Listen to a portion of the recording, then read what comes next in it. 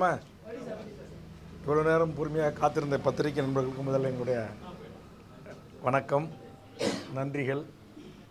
சிறை சமீப காலத்தில் நான் பார்த்த திரைப்படங்களில், குறிப்பாக அந்த நீதிமன்ற காட்சியில் சிறை கைதியாக அப்துல் ரவுப்பாக நீதிமன்றத்துக்கு அழைத்து வரப்பட்ட அவனும் அவன் நேசித்த காதலியும் நேருக்கு நேராக பார்க்கின்ற அந்த தருணத்திலிருந்து படம் முடிகின்ற வரையில் என் கண்களில் இருந்த நீர் முழுவதுமாக நான் துடைத்து கொண்டே இருந்தேன். ஒரு மிக சிறப்பான, ஒரு அற்புதமான ஒரு படைப்பை இந்த படத்தினுடைய இயக்குனர் சுரேஷ் அவர்கள், அவருடைய தாயார் ராஜகுமாரி, சுரேஷ் ராஜகுமார் என்ற அந்த இயக்குனர் திரு வெற்றிமாறன் அவருடன் பணியாற்றி இன்றைக்கு தனியாக ஒரு திரைப்படத்தை அவர் இயக்கியிருக்கிறார். இது ஒரு முதல் படம் இயக்கியது போலே தெரியவில்லை. படத்தின் தொடக்கத்திலிருந்து படம் முடிகின்ற வரையில் மிக நேர்த்தியாக, மிக அழகாக கதை களத்தை அவர் நகர்த்தியிருக்கிறார். எந்த இடத்திலும் ஒரு ஆபாசம் இல்லை, ஒரு அருவருக்கத்தக்க வசனம் இல்லை. குறிப்பாக இன்றைக்கு இந்தியாவில் மதத்தின் பெயரால் மக்களை எப்படி பிளவுபடுத்துகிறார்கள் என்பதை கூட ஒரே ஒரு காவல் உதவி ஆய்வாளருடைய அந்த சொல்லின் ஊடாக, தமிழீழ மண்ணில் கொத்து கொத்தாக நம் தொப்புள் கொடி உறவுகள் அங்கு சிங்கள பௌத்த பேரினவாதத்தால் படுகொலை செய்யப்பட்ட போது தமிழ்நாட்டில் முதலில் தன் உயிரை தந்திட்டவன் பெரம்பலூர் மாவட்டத்தைச் சேர்ந்த அப்துல் ரவுப்.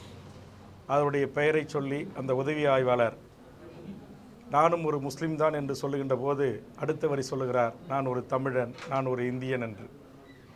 ஆக இந்த மண்ணில் வாழ்கின்ற எமது இஸ்லாமிய உறவுகள், அவர்கள் அந்நிய தேசத்திலிருந்து இந்த மண்ணுக்கு வந்தவர்கள் அல்ல, இந்த மண்ணின் பூர்வீக குடிகள். அவர்கள் ஏற்றுக்கொண்ட இஸ்லாம் என்கிற ஒரு மார்க்கத்தை வைத்து இங்கு அவர்களை தீவிரவாதிகளாகவும் பயங்கரவாதிகளாகவும் சித்தகரித்து மதத்தின் பெயரால் மக்களை பிளவுபடுத்துகிற சக்திகளுக்கு ஒரு சரியான சாட்டை அடி அந்த ஒரு வார்த்தைகள். அதற்கு பிறகு நீதிபதியாக நீதிமன்றத்தில் அமர்ந்திருக்கக்கூடிய அந்த நீதி அரசர் அவர்கள் மக்கள் நீதிபதியாக என் கண்முன் விரிந்தார். சமீபத்தில் கூட இது போன்ற அடித்தளத்தில் இருக்கிற ஒடுக்கப்பட்ட மக்களுக்காக நீதி வழங்கி தண்டிக்கப்பட்டிருக்கிற செம்மல் என் கண்முன் வந்தார். அதே நீதிபதி மாறி இன்னொரு அமர்வில் அப்துல் ரவுப் நிறுத்தப்படுகின்ற போது அமர்ந்த நீதிபதி தற்போது நீதியரசர்கள் எப்படி நீதி பரிபாலன முறையை கையாளுகிறார்கள் என்பதற்கு உதாரணமாக தான் சொல்ல வந்த கருத்தை புரிந்து கொள்ளக்கூடிய சமூகம் புரிந்து கொள்ளட்டும் என்கிற அடிப்படையில் மிக நேர்த்தியாக, அழகாக நம்முடைய இயக்குனர் அவர்கள் அதை காட்சிப்படுத்தியிருந்தார். இந்த படத்தின் கதை ஆசிரியர் அவர்களும் வசனகார்த்தா அவர்களும் படத்தின் தயாரிப்பாளர் அவர்களுக்கும் உண்மையிலேயே தமிழ் சமூகம் மிகப்பெரிய ஒரு பாராட்டுதலை எடுக்க வேண்டும். நாம் அனைவரும் சேர்ந்து அவர்களை மனதார பாராட்ட வேண்டும். அந்த அப்துல் ரவுப் என்று சொல்லக்கூடிய அந்த ஆயில் விதிக்கப்பட்ட அந்த விதிக்கப்படாத விசாரணை கைதி, அவர் கையிலே வச்சிருக்கிற அந்த மஞ்சள் பை ஒரு விநாயகர் படம் பொறித்த ஒரு பை. அவர் காதலித்த அவருடைய காதலி ஒரு இந்து சமூகத்தைச் சேர்ந்த பெண். ஆக கதை களத்தை எப்படி இரு சமூகங்களும் இந்த தமிழர் நிலத்தில் ஒரு புரிதலோடும் ஒரு பக்குவத்தோடும் வாழ்கிறார்கள் என்பதற்கு எடுத்துக்காட்டாக இந்த படத்தை நம்முடைய இயக்குனர் அவர்கள் இயக்கி தந்திருக்கிறார்கள்.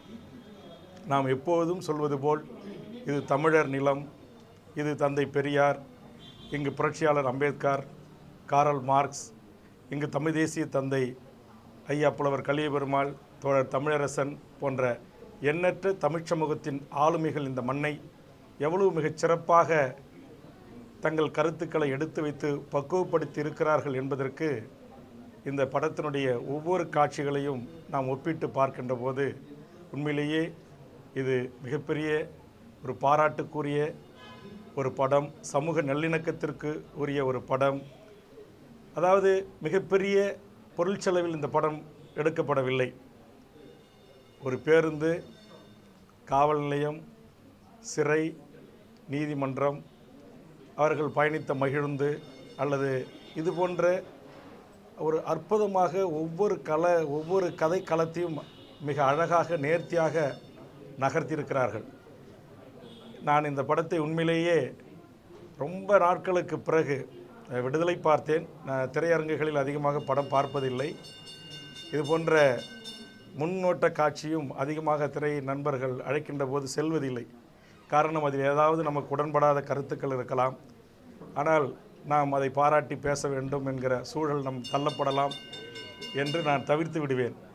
ஆனால் உண்மையிலேயே இந்த படத்தை பார்க்கின்ற போது, குறிப்பாக இடைவெளிக்கு பிறகு படம் முடிகின்ற வரையில் என்னால் கண்ணீரை துடைக்கவே முடியவில்லை. அந்தளவுக்கு நம்முடைய தமிழ் மக்களின் மனங்களை மிகவும் ஒரு கனத்த ஒரு இதயத்தோடு தான் நான் இடைவெளிக்கு பிறகு அந்த படத்தை பார்த்து கொண்டிருந்தேன்.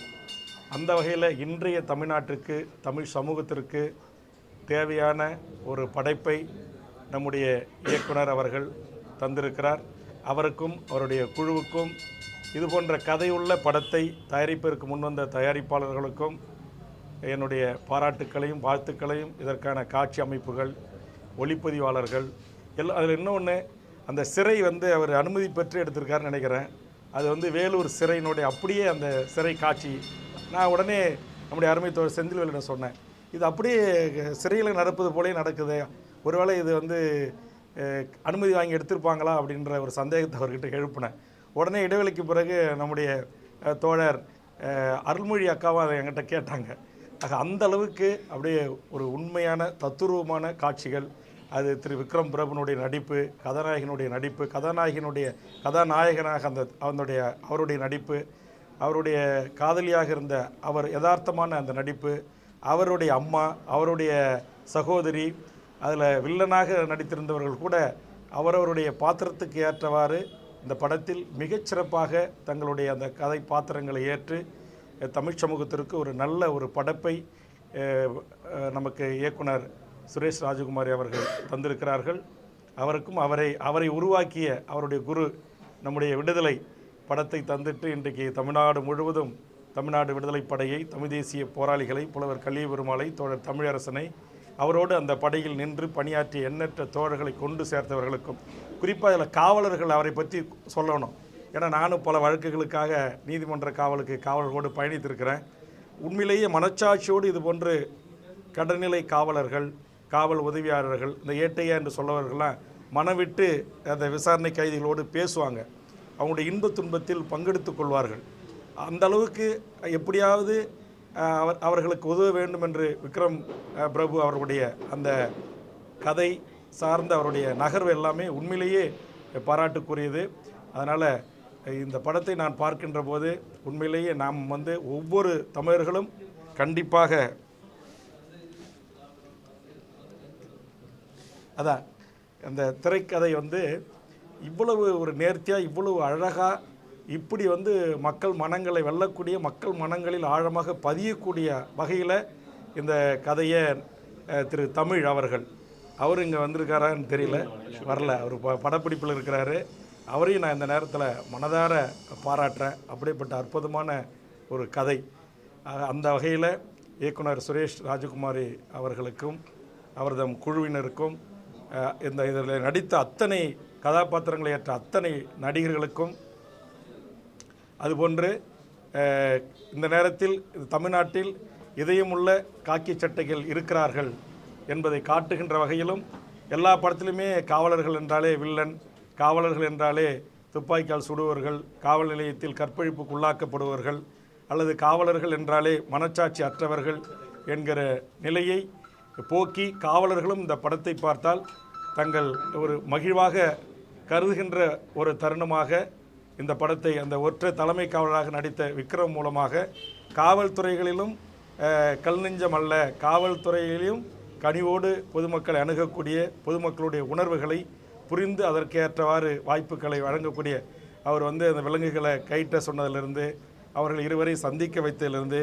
நீதியரசர் அறைக்கு அனுப்பி அவர்கள் விடுதலைக்கு நீங்கள் நீதியரசரை முறையிடுங்கள் என்று சொன்னதிலிருந்து, அதற்கு பிறகு அந்த நீதியரசர் மாற்றப்பட்ட அந்த செய்தியை தொலைபேசியிலாக சொல்வதிலிருந்து, இதையெல்லாம் பார்க்கின்ற போது உண்மையிலேயே காவல்துறையில் இருக்கின்றவர்களுக்கும் இதயம் இருக்கிறது என்பதை அவர்களும் லட்சோப லட்ச தமிழ்நாட்டுடைய காவலர்களும் மனங்கள் குளிர்கின்ற மகிழ்ச்சி அடைகின்ற வகையிலும் இதை காட்சிப்படுத்தியிருக்கிறார். எந்த ஒரு பிரிதொரு சமுதாயத்தையோ சாதிகளையோ சமூகங்களையோ குற்றம் சாட்டாமல் மிக அற்புதமான ஒரு படைப்பை படைத்திருக்கிற நம்முடைய இயக்குனர் அவர்களுக்கு நான் சார்ந்திருக்கிற தமிழக வாழ்வுரிமை கட்சியின் சார்பாகவும் இதுபோன்று சிறையில் நீண்ட நெடிய நாட்களாக வாழ்கின்ற சிறைவாசிகளின் விடுதலைக்காக களத்தில் நின்று தமிழர் வாழ்வுரிமை கூட்டமைப்பின் சார்பாக போராடுகிற ஒருவனாகவும் ஆந்திர சிறையில், கர்நாடக சிறையில், மைசூர் சிறைகளில் வாழ்கின்ற எண்ணற்ற நம் தமிழ் உரிமைகளை மீட்பதற்காக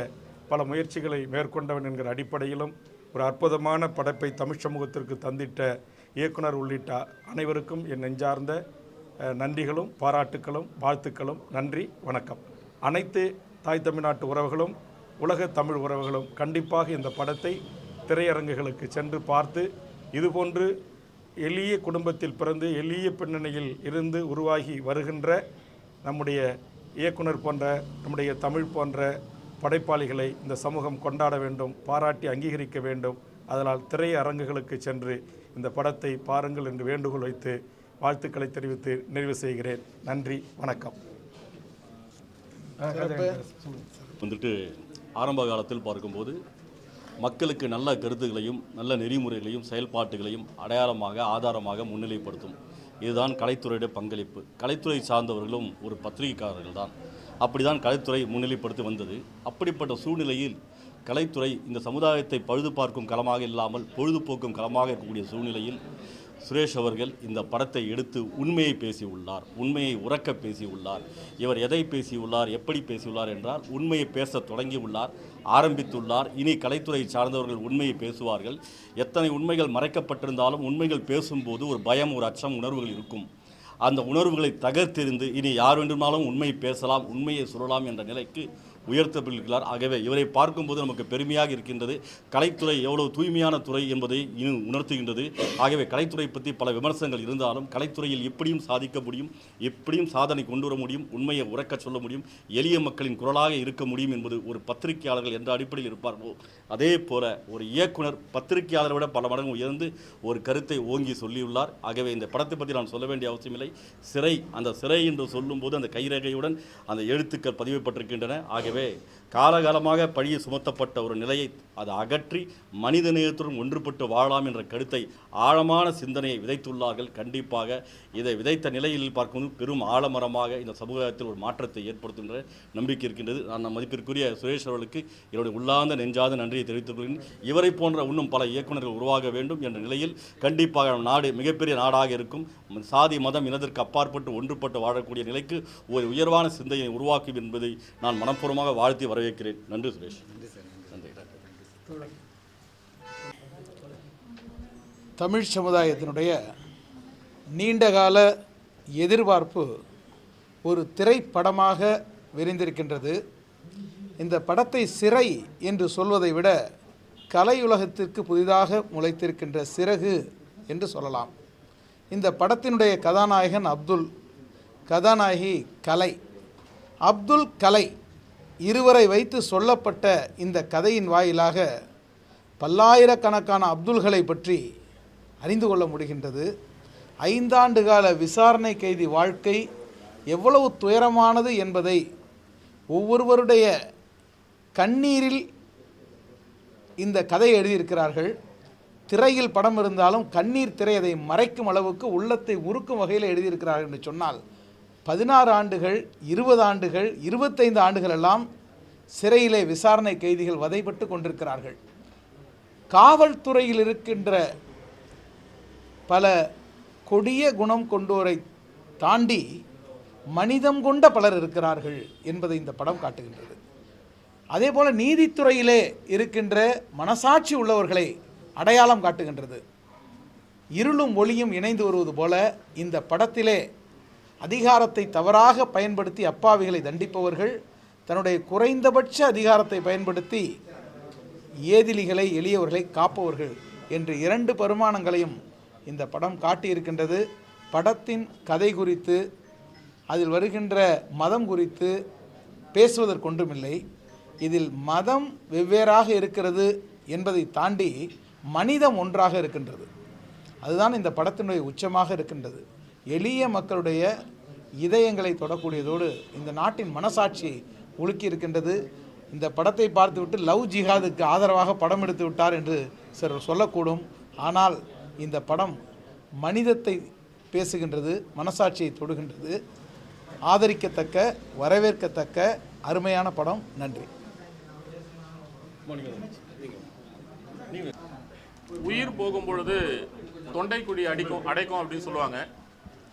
அந்த மாதிரி இந்த திரைப்படத்தை பார்க்கும் பொழுது அந்த 2.5 மணி நேரமும் ஒவ்வொருடைய தொண்டை குழியும் அடைத்தது ஒவ்வொரு காட்சிகளும். அது இசைகளாக இருந்தாலும் சரி, அந்த படத்தில் வைத்திருக்கக்கூடிய குறியீடுகளாக இருந்தாலும் சரி, காட்சி அமைப்பாக இருந்தாலும் சரி, ஒவ்வொன்றுமே யதார்த்தத்தை இந்த படம் பேசியிருக்கு.